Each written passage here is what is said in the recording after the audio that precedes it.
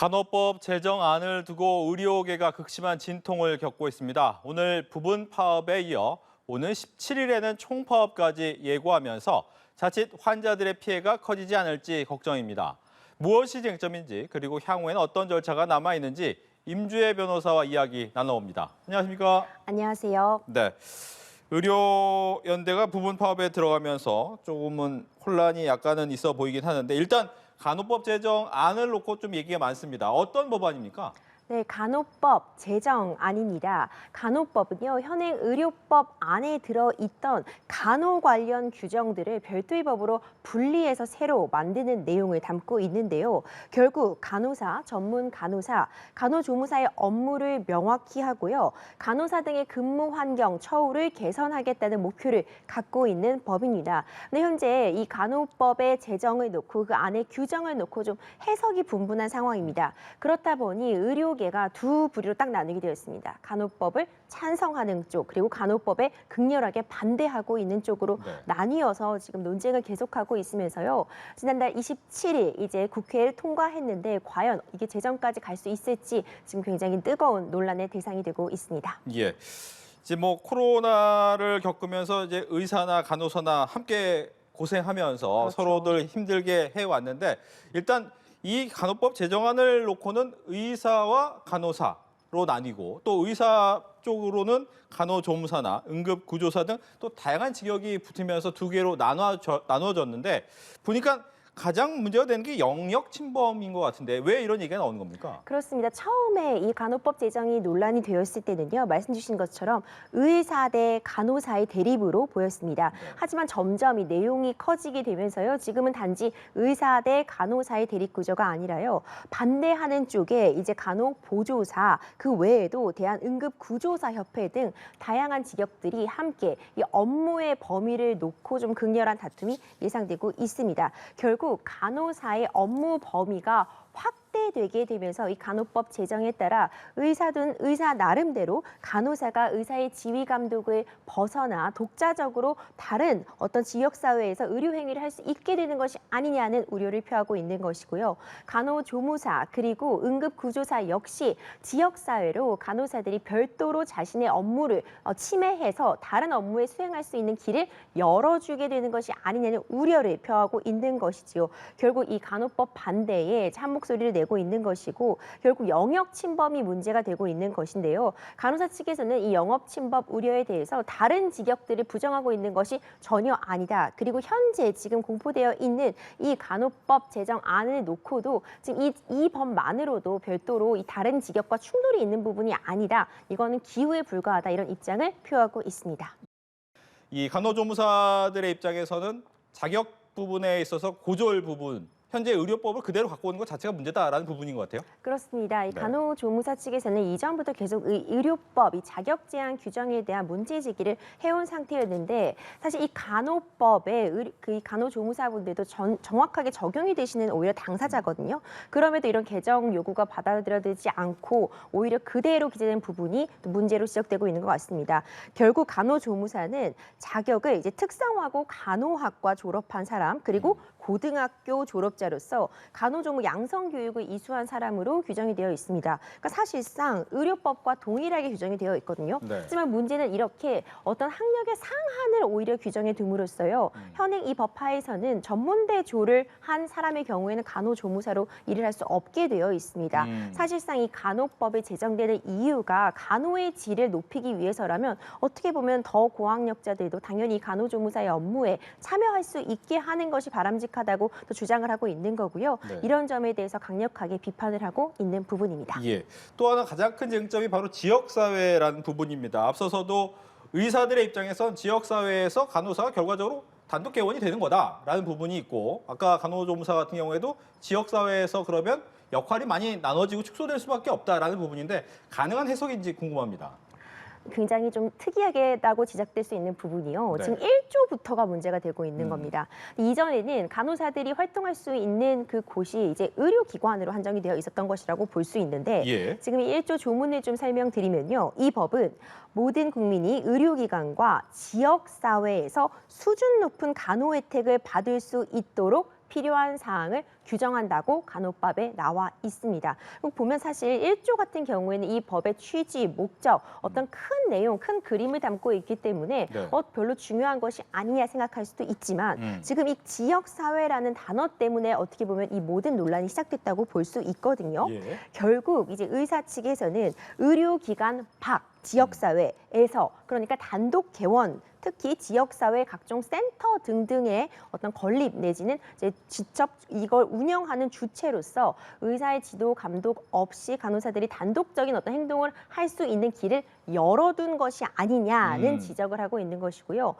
다른 업종에서도 마찬가지로 지역사회라고 간호사들의 어떤 업무 영역을 확장해 놓으면 응급구조사들도 마찬가지고 간호조무사들도 마찬가지고 간호사가 더 멀리 일을 할 수 있다면 간호사를 채용하지 간호조무사를 채용하지 않겠느냐 이런 지적을 또 하고 있는 거거든요. 예. 결국 이 지역사회가 들어감으로써 앞서 지적해 주신 것처럼 지역사회가 도대체 어디까지를 의미하는 것인지 그 모호하다는 부분도 지적이 되고 있고 네. 뿐만 아니라 어쨌든 이것이 어떤 업무의 확장성을 앞으로 계속 추가적으로 예약을 하고 만들어진 그 조항이 아닌 거 아니냐 이런 식으로 좀 논란이 여지가 있는 상황인데요. 네. 단독 개원 부분은 사실상 지금 의료법도 그대로 지금 존재하고 있는 거거든요. 의료법과 간호법의 관계를 보면 어떤 의료법이 일반적인 규정으로서 기능을 하면서 간호에 관련된 부분은 간호법의 어떤 특별법으로서 기능을 한다고 볼 수 있으면 의료법에 제대로 규정이 되어 있으면 사실상 단독적인 의료 행위를 한다거나 아니면 단독으로 개원해서 어떤 의료 시설을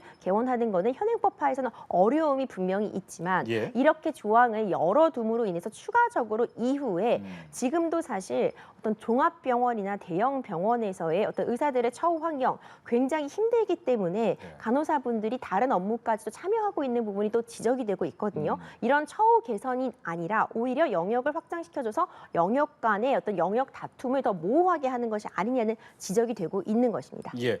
지금 간호협회 쪽 얘기를 들어보면 즉 지역에 어차피 의사들이 많이 개원 안 한다. 즉 그러다 보면 돌봄에 대해서 질이 떨어질 수밖에 없다. 그렇기 때문에 이 지역사회라는 것이 들어갈 수밖에 없고 우리가 단독 개원할 의미는 없다라는 주장을 갖고 있는데 이런 주장이 맞으려면 좀 이 지역사회라는 부분을 좀 더 명확하게 해야 될 필요가 있는 겁니까? 그렇죠. 지역사회에서 뭐 어디까지 역할을 하겠다는 건지 사실 이런 법에서 바로 다 규정이 될 수 있는 것은 아닙니다. 네. 따라서 관련 법들이나 관련 규정들이 추가적으로 좀 정해질 필요가 있을 것 같고요. 적어도 이런 법이 만들어지려면 충분히 대화를 통해서 각 영역 간에 어느 정도 타협점을 찾은 다음에 좀 이루어졌으면 좀 더 바람직하지 않았을까 이런 생각이 충분히 듭니다. 어쨌든 많은 분들은 결국 이 문제가 국민들의 건강과 직결되는 문제이기 때문에 이런 논란이 또 있는 거잖아요. 단순히 지금 내 밥그릇 싸움, 내 업무 범위가 어디까지냐, 내가 더 많은 역할을 할 수 있다, 나의 영역이 침범된다 이런 부분이 좀 너무 쟁점으로 부각되고 있는데 네. 문제가 생겼을 때 그럼 누가 책임질 것이냐에 대한 부분은 좀 논의에서 배제되어 있다는 점이 또 법조인으로서도 굉장히 안타깝고요. 결국 국민들이 의료 서비스를 더 높은 수준으로 누릴 수 있는 것이 중요하고 네. 또 어떤 문제가 발생했을 때 책임 소재가 좀 더 명확하게 규정이 될 필요성은 반드시 있어 보입니다. 예. 뭐 연관된 얘기지만 이제 의사들 입장에서는 이 문제 때문에 이 대리 수술이나 대리 처방까지도 얘기가 될 수 있다. 가능한 얘기입니까? 현행법 하에서는 사실상 대리 수술 당연히 안 되고요. 그렇죠. 대리 처방 당연히 안 되는 일입니다. 근데 이런 주장이 나온 이제 배경을 살펴보자면 워낙 일부 그 대형 병원에서 정말 목숨을 살리는 그런 외과, 뭐 흉부외과, 신경외과 이런 쪽에서 전공의 부족 문제라던가 뭐 특정 인기과 쏠림 문제 이런 것들로 인해서 사실상 업무가 굉장히 과중하다 보니까 만연하게 뭐 다른 간호 전문 인력들이 이런 일을 보조하고 있다 이런 얘기들이 나오면서 또 문제가 시작된 거거든요. 그렇기 때문에 당연히 대리 수술, 대리 처방 불법입니다. 그런데 이런 식으로 간호법의 제정을 통해 근본적으로 어쨌든 의료 시스템 전체 어떤 기피과가 있고 선호과가 분리되는 문제 그리고 간호 인력이 부족한 문제 의료인들에 대한 처우 개선 문제가 함께 논의돼야 되는데 그런 부분이 빠져 있어서 이제 우려를 제기하는 과정에서 좀 함께 이런 내용이 나오고 있는 것으로 보입니다. 예. 간호협회에서 이제 간호사들의 처우에 대해서 명확한 이제 법이 필요하다라는 것 때문에 간호법 제정 안이 꼭 필요하다라는 주장을 그동안 오랫동안 해왔습니다. 이번에 법이 이제 제정안이 만들어졌지만 그렇다면 이런 질문도 가능할 것 같아요. 네. 그럼 과거의 의료법 체계에선 불가능한 일이냐? 즉 간호사의 처우를 보장하는 것이 불가능했느냐라는 질문도 나올 것 같습니다. 맞습니다. 굉장히 오랜 이제 간호법 제정이 수건 사업이긴 했습니다. 간호사분들의 어떤 그 고충이나 그런 민원들 그리고 업무의 과중성은 또 계속 지적되고 있었고요. 사실상 우리가 아파서 병원에 방문하게 되면 간호사분들의 그런 헌신적인 희생이나 보살핌이 없으면 또 회복이 불가능하잖아요. 이 처우 개선 부분이 계속해서 논의가 됐었는데 우리나라 법 체계 하에서는 의료법 안에서 의사, 치과의사, 한의사, 이 간호 관련 업무, 이 의료 인력들에 대한 규정들이 모두 담겨 있었습니다. 물론 이 문제를 해결하는 방식에서 의료법 안에서도 개정을 통해서 이루어질 수도 있는 사안은 맞는 것 같은데요. 이에 대한 어떤 간호법을 별도로 분리해 나옴으로써 이 간호법에 반대하는 입장에서는 지적해 주신 것처럼 그럼 의료법 개정을 통해서 하면 될 것이지 간호법을 별도로 분리해 나옴으로써 오히려 다른 직역의 역차별이다 이런 주장도 하고 있고요. 이 간호법 제정에 찬성하는 입장에서는 오랜 수건 사업이었으며 이 간호법 제정을 통해서 다른 직역들과도 정확히 업무 범위를 명확히 할 수 있다. 그리고 간호사의 처우를 마침내 개선할 수 있는 최소한의 안전장치가 될 것이다. 이렇게 이 제정이냐 개정이냐를 놓고도 사실 첨예하게 대립하고 있는 것이 현실입니다. 예. 지금 뭐 부분 파업이 시작됐고 한 번 더 부분 파업한 다음에 17일에는 총파업까지 하겠다라는 얘기가 나오고 있지만 뭐 그까지 안 가면 좋겠습니다만 그렇죠. 복지부 장관이 혹시 총파업에 들어가면 업무 개시 명령을 내릴 수가 있는지 내리면 모두 다 따라야 되는지 이거 궁금합니다. 네, 업무 개시 명령이 이미 이제 2020년도 의사 총파업 당시 의사 정원 늘리고 그렇죠. 이제 공공의대 설립할 때 한번 업무 개시 명령이 의료인들 일부에게 내려진 적이 있었거든요. 지금 간호조무사의 경우에는 의료인으로 분류는 되지 않기 때문에 이 업무 개시 명령이 내려져도 이제 행정명령의 대상은 아닙니다. 하지만 이제 의료인, 이제 의사, 뭐 간호사, 의사나 뭐 치과의사 이런 경우에는 이 의료법 제59조에 따라서 국민보건에 중대한 우려가 있을 경우에는 의료인에게 어떤 지도 명령을 할 수 있고 또 정당한 사유 없이 이를 따르지 않으면 업무 개시 명령을 발동할 수 있다고 되어 있기 때문에 네. 경우에 따라서 총파업이 지속되고 어떤 정당한 사유가 있지 않다고 판단이 되면 업무 개시 명령도 내려질 수는 있는 상황입니다. 예. 일단 이제 법이 본회의를 통과를 했기 때문에 남은 절차 그리고 절차에 따라서 또 어떤 결과를 갖게 되는지도 궁금하네요. 그렇죠. 이제 27일 국회 통과했습니다. 네. 정부 이송 내일 되거든요. 이렇게 된다면은 15일 내에 대통령은 공포를 하거나 아니면 거부권을 행사할 수 있습니다. 지난번에 한번 썼죠, 거부권. 그렇죠. 양국관리법에서 거부권을 행사했죠. 네. 이게 지금 두 번째 거부권을 행사하는 법안이 될지가 지금 귀추가 주목이 되고 있거든요. 만약 거부권을 윤석열 대통령이 행사를 하게 된다면 법률안을 제2에 붙이게 됩니다. 제2에 붙이게 된다는 것은 이제 제적 의원 과반수가 출석해서 네. 출석 의원 3분의 2의 찬성을 얻어야 되는 거거든요. 그럼 요건이 훨씬 까다로워지게 됩니다. 그렇기 때문에 거부권 행사를 이제 간호법에 반대하는 측에서는 계속 주장을 하고 있는 것이고요. 하지만 윤석열 대통령 입장에서도 지금 양국관리법에서 이미 거부권을 한번 행사했기 때문에 바로 또 연달아서 이렇게 거부권을 행사하는 데 부담을 느낄 수 있고 기본적으로 지금 이걸 거부권을 행사한다면은 간호사 측에서 행사하지 않는다면은 또 그 기타 의료인 측에서 모두 다 반발할 수 있는 정말 둘로 나뉘어져서 극렬하게 싸우고 있는 상황이기 때문에 이전에 뭔가 좀 갈등을 봉합할 수 있는 중재안이 마련될 수는 없을지 그 부분이 참 안타깝게 생각이 됩니다. 알겠습니다. 간호법 제정안과 관련해서 임주혜 변호사와 이야기 나눠봤습니다. 오늘 얘기 잘 들었습니다. 감사합니다.